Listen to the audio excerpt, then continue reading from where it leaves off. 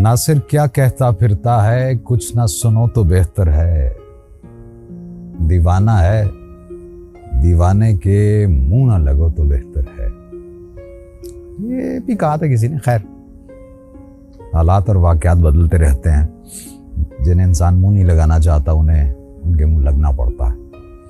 खैर, नासिर काज़मी साहब की एक गज़ल के कुछ शेर आज आपकी नज़र करने हैं। कहते हैं कि वो दिल नवाज है लेकिन नजर शनास नहीं। मेरा इलाज मेरे चारागर के पास नहीं।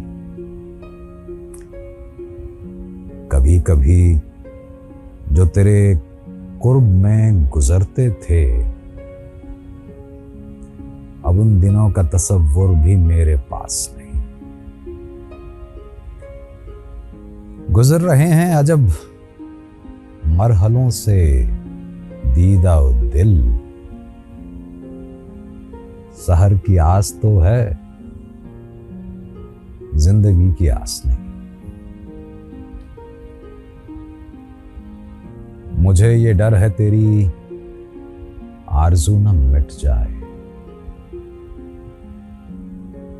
मुझे ये डर है तेरी आरज़ू न मिट जाए।